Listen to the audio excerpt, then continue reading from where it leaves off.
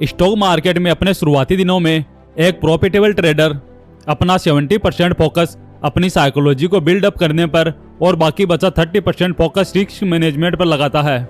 लेकिन जैसे जैसे उसका एक्सपीरियंस बढ़ता जाता है तो वैसे वैसे उसका 70% फोकस रिस्क मैनेजमेंट पे और सिर्फ 30% फोकस साइकोलॉजी पर रहता है। क्योंकि शुरुआती दिनों में एक ट्रेडर का ज़्यादा समय ट्रेडिंग करते समय किस तरह से ट्रेड में एंट्री करनी है, कहाँ पर अपना प्रॉफिट बुक करना है, साथ ही किस तरह से प्राइस एक्शन और अन्य चीज़ों को सीखना है, इन पर खर्च होता है। इन सबको सीखने के बाद जैसे जैसे उसका अनुभव बढ़ता है वैसे वैसे उसका फोकस अपने कैपिटल को बचाने और कम से कम रिस्क में ज़्यादा प्रॉफिट बनाने के लिए किस प्रकार से रिस्क को मैनेज किया जाना चाहिए इस पर होता है। क्योंकि रिस्क मैनेजमेंट पर ही आपकी ट्रेडिंग साइकोलॉजी पूरी तरह से डिपेंड होती है। चलिए इस बात को एक उदाहरण से समझने की कोशिश करते हैं।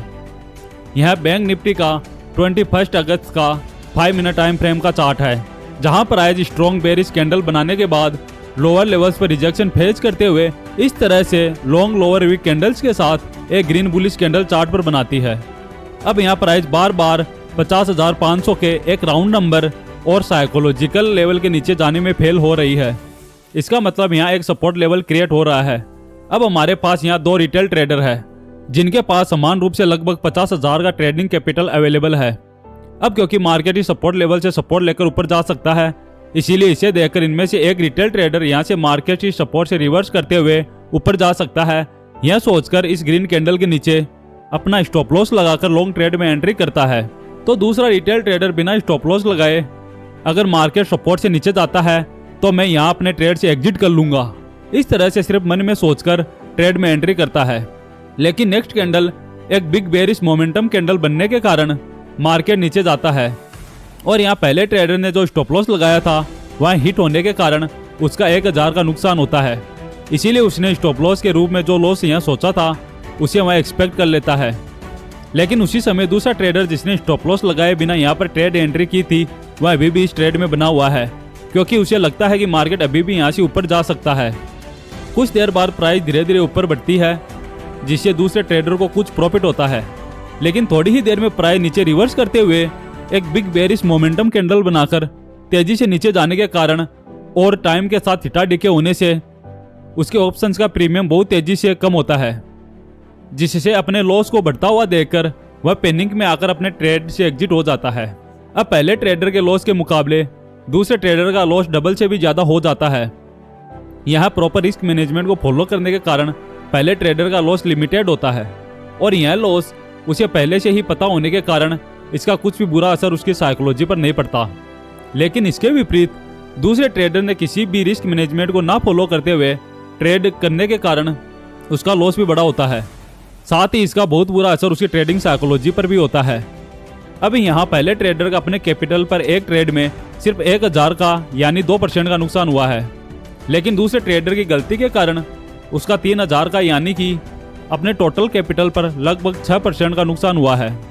अब देखने में तो यह छोटा लॉस है, लेकिन अगर यहाँ दोनों ट्रेडर एक दिन में इस तरह से लगातार 3 बार लॉस करते हैं तो पहला ट्रेडर अपने टोटल कैपिटल पर 6% का यानी कि 3000 का लॉस करेगा, तो दूसरा ट्रेडर 3 ट्रेड में कुल मिलाकर 18% यानी कि लगभग 9000 या फिर उससे ज़्यादा का लॉस कर सकता है, जो कि उसके टोटल कैपिटल के हिसाब से बहुत बड़ा लॉस है, जिस कारण इसे रिकवर करना बहुत ही मुश्किल काम है। साथ ही इस लॉस के कारण दूसरे ट्रेडर का जो साइकोलॉजिकल लॉस हुआ है वह इस कैपिटल लॉस से भी बहुत बड़ा है। लेकिन अब सवाल यहाँ आता है कि हम अपनी साइकोलॉजी को स्ट्रॉन्ग करने के लिए किस तरह से अपनी रिस्क को मैनेज कर सकते हैं। चलिए इसके बारे में जानते हैं। अपने लॉस को कम से कम या फिर उसे एक लेवल तक सीमित रखते हुए अपने प्रॉफिट्स को संभावित लॉस से बड़ा बनाना, इसी बात को हम रिस्क मैनेजमेंट कहते हैं। और यहाँ कोई रॉकेट साइंस नहीं है, इसीलिए इस विषय को ज़्यादा कॉम्प्लिकेटेड करने की जरूरत नहीं है। आपको सिर्फ अपने लॉस को कम से कम रखने पर फोकस करना होता है। अब इसे करने के लिए ट्रेडिंग में कुछ सिंपल टेक्निक्स को आपको फॉलो करना पड़ता है। चलिए इसे 1 बाय 1 समझते हैं। Point number 1, always follow proper risk to reward ratio. इस चार्ट में प्राइस नीचे से सपोर्ट लेकर एक हाई लगाकर वापस उसी सपोर्ट एरिया के पास एक ड्रैगन फ्लाई डोजी या फिर लॉन्ग लोअर वीक वाली कैंडल चार्ट पर बनाती है। अब क्योंकि यह कैंडल सपोर्ट एरिया के पास बनी है, इसीलिए प्राइस एक्शन के हिसाब से एक बुलिश सेटअप माना जाता है। अब इसे देखकर अगर आप लॉन्ग ट्रेड में एंट्री करने के लिए इस कैंडल के नीचे स्टॉप लॉस लगाकर 1:1 रिस्क टू रिवॉर्ड रेशियो को फॉलो करते हैं तो आपकी ट्रेडिंग एक्यूरेसी कम से कम 60 to 70% होनी चाहिए, तभी आप यहाँ प्रॉफिट बना सकेंगे।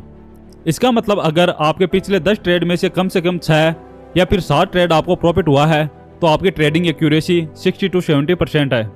यहाँ जितने पॉइंट्स का स्टॉप लॉस लगा है उतने ही पॉइंट्स का प्रॉफिट टारगेट सेट किया है, इसीलिए यह 1:1 रिस्क टू रिवॉर्ड रेशियो का ट्रेड सेटअप है। ट्रेडिंग की भाषा में यह सबसे खराब रिस्क टू रिवॉर्ड रेशियो माना जाता है। इस तरह के ट्रेड सेटअप का इस्तेमाल ज़्यादातर वह ट्रेडर्स करते हैं जो बहुत समय से प्रॉफिटेबल है और जिन्हें ट्रेडिंग का बहुत अच्छा एक्सपीरियंस और नॉलेज है, क्योंकि इस तरह के ट्रेड सेटअप में आपको ट्रेड एंट्री और एग्जिट के बहुत फास्ट डिसीजन लेने पड़ते हैं। इसीलिए अगर आप एक बिगिनर ट्रेडर है तो इस रिस्क टू रिवॉर्ड रेशियो का इस्तेमाल ना करें। लेकिन इसी सेम चार्ट पर अगर आप 1:2 रिस्क रिवॉर्ड रेशियो का टारगेट रखते हुए ट्रेड में एंट्री करते हैं तो यह सबसे फायदेमंद ट्रेड सेटअप होता है, क्योंकि इस सेटअप में अगर आपकी ट्रेडिंग एक्यूरेसी सिर्फ 40% है, यानी कि आपके 10 में से सिर्फ 4 ट्रेड में भी अगर आप प्रॉफिट टारगेट को हिट करते हैं तो भी आप एट द एंड में प्रॉफिट में ही क्लोज करने वाले हैं, क्योंकि यहाँ जितने पॉइंट्स का स्टॉप लॉस लगा है उसे डबल पॉइंट्स का टारगेट आपको मिला है। अगर आपको ट्रेडिंग शुरू करें कुछ महीने ही हुए हैं तो आपका कैपिटल भी कम है, तो आप इस रिस्क टू रिवॉर्ड रेशियो का इस्तेमाल करके बहुत अच्छा प्रॉफिट बना सकते हैं। इस सेटअप का इस्तेमाल करके आप ओवर ट्रेडिंग से भी अपने आप को बचा सकते हैं। इसीलिए किसी भी ट्रेड में एंट्री करने से पहले आप उस ट्रेड में कितने पॉइंट्स का या फिर अपने कैपिटल पर कितने % का लॉस लेने के लिए तैयार है इसे सोचना पड़ता है। अगर आपका स्टॉप लॉस आपके प्रॉफिट टारगेट से बड़ा है तो इस तरह के ट्रेड सेटअप में एंट्री करने में आपको हमेशा बचना चाहिए।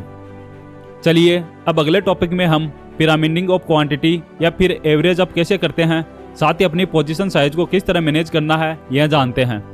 यह निफ्टी 50 का 16 अगस्त का 5 मिनट टाइम फ्रेम का चार्ट है।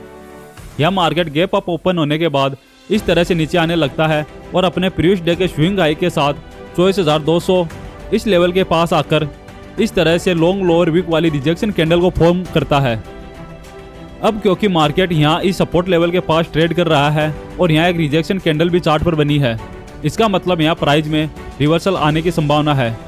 जैसे ही चार्ट पर एक ग्रीन बुलिश कैंडल पिछली रिजेक्शन कैंडल के ऊपर क्लोज करती है तो यह एक ट्रेड कंफर्मेशन का सिग्नल मानते हुए आप यहाँ इस सपोर्ट एरिया के नीचे अपना स्टॉप लॉस लगाकर डे हाई तक का प्रॉफिट टारगेट रखते हुए लॉन्ग ट्रेड में एंट्री कर सकते हैं। अब मान के चलते हैं कि आपका ट्रेडिंग कैपिटल 1 लाख रुपए है और इस ट्रेड में आपने ज़्यादा से ज़्यादा 5,000 का रिस्क लेने का मन बना लिया है और उसी हिसाब से अपने स्टॉप लॉस को यहाँ नीचे सेट किया है। अब क्योंकि यहाँ मार्केट हायर पॉइंट से तेज़ी से नीचे गिरते हुए आ रहा है, इसीलिए यहाँ पर मार्केट के रिवर्स होने के चांसेस 50-50 हो सकते हैं। इसका मतलब यहाँ एक लो प्रोबेबिलिटी ट्रेड सेटअप है।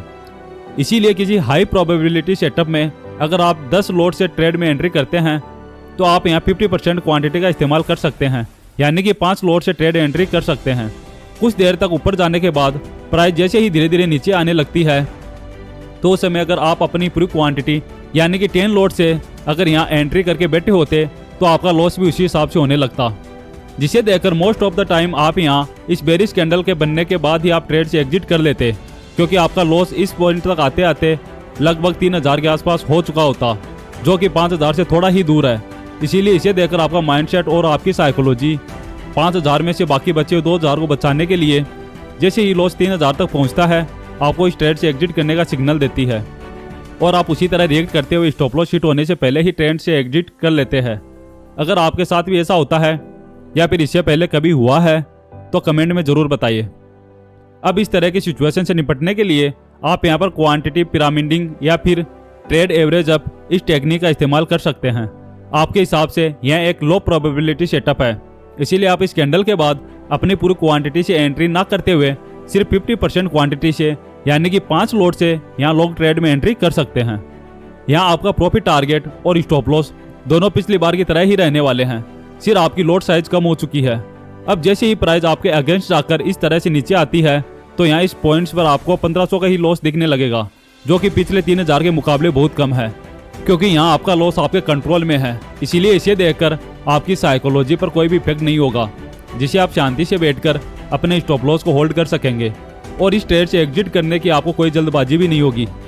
कुछ देर बाद प्राइस फिर से ऊपर जाते हुए चार्ट्स पर एक स्ट्रॉन्ग बुलिश मोमेंटम कैंडल बनाती है, लेकिन हमें यहाँ अपनी बाकी बची क्वांटिटी को एंटर नहीं करना है, क्योंकि इस तरह की मोमेंटम कैंडल्स को मार्केट में रिटेल ट्रेडर्स को ट्रैप करने के लिए ही बनाया जाता है। इसीलिए हम यहाँ थोड़ी देर के लिए इंतजार करेंगे। कुछ देर तक प्राइस इस कैंडल के ऊपर ट्रेड करते हुए इस तरह से एक bullish engulfing candle stick pattern chart पर बनती है, जो कि एक स्ट्रॉन्ग बुलिश सेटअप होता है। अब इस कैंडल के ऊपर आप अपनी बाकी बची क्वांटिटी को यहाँ ऐड कर सकते हैं। अब मार्केट ने ऑलरेडी हमें अच्छा प्रॉफिट दिखाया है, इसीलिए अब हमें अपने स्टॉप लॉस को नीचे से ऊपर शिफ्ट करते हुए अपनी पिछली एंट्री से थोड़ा ऊपर लाकर रखना है। अब अगर मार्केट यहाँ से ऊपर जाने के बजाय नीचे जाते हुए अपने स्टॉप लॉस को भी हिट करता है तो आपको यहाँ इस ट्रेड में बड़ा लॉस नहीं होने वाला है, क्योंकि हमने अपने स्टॉप लॉस को ऊपर शिफ्ट किया है। इसीलिए हमारा लॉस अब हमारे कंट्रोल में है। जैसे ही मार्केट ऊपर जाते हुए हमारे प्रॉफिट टारगेट को हिट करता है तो आप चाहे तो यहाँ अपनी पूरी क्वांटिटी को एग्जिट कर सकते हैं, नहीं तो अपनी पूरी क्वांटिटी में से 70% क्वांटिटी को यहाँ बुक करके बाकी बची क्वांटिटी को और बड़े प्रॉफिट टारगेट के लिए होल्ड कर सकते हैं। अगर इस टेक्निक को आप लगातार प्रैक्टिस करते हैं तो आपको अपने विनिंग ट्रेड को होल्ड करने में आसानी होगी और आपका लॉस कम होने के कारण आपकी साइकोलॉजी भी पहले से अधिक स्ट्रॉन्ग बन जाएगी। लेकिन बहुत से ट्रेडर्स का कहना है कि इससे हमें ज़्यादा ब्रोकरेज पे करना होगा।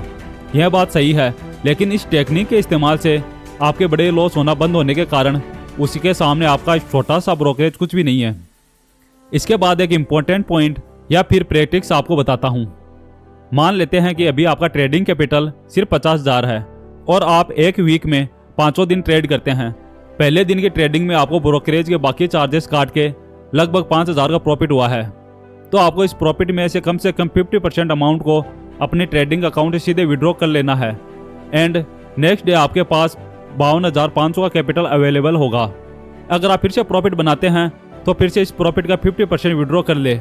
लेकिन तीसरे दिन आपको नुकसान होता है तो आपको इस दिन कोई भी अमाउंट नहीं निकालनी है और ना ही आपको ट्रेडिंग अकाउंट में डालनी है। अब इस प्रैक्टिस को अगर आप लगभग 1 महीने तक फॉलो करके देखेंगे तो आपको अपनी मनी मैनेजमेंट इंप्रूव होता हुआ नजर आएगा, क्योंकि जिस दिन आप लॉस करते हैं उसके दूसरे दिन जब आप ट्रेडिंग करने के लिए शुरुआत करते हैं तो उस दिन आपके पास पिछले दिन के मुकाबले कम कैपिटल होने के कारण आप अपने पिछले लॉस को रिकवर करने के लिए बड़े कैपिटल से बड़ी क्वांटिटी में रिवेंज ट्रेडिंग नहीं कर पाएंगे और ओवर ट्रेडिंग से भी बचे रहेंगे, जिसका सीधा असर आपके ट्रेडिंग साइकोलॉजी और आपके माइंडसेट को स्ट्रॉन्ग करने में होगा। इस तरह की छोटी छोटी बातें आपको एक प्रॉफिटेबल ट्रेडर बनाती है। रिस्क मैनेजमेंट के अगले वीडियो में हम और भी टेक्निक्स को समझेंगे। तब तक उम्मीद है कि इस वीडियो में बताई गई बातों को आप जरूर से प्रैक्टिस करेंगे। अगर आपको हमारा वीडियो अच्छा लगा तो वीडियो को लाइक और चैनल को सब्सक्राइब जरूर करें। और हाँ, अभी हम रोज सुबह 9 बजे लाइव आते हैं, तो आप हमारे लाइव सेशन से जुड़ना बिल्कुल ना भूलें। धन्यवाद दोस्तों।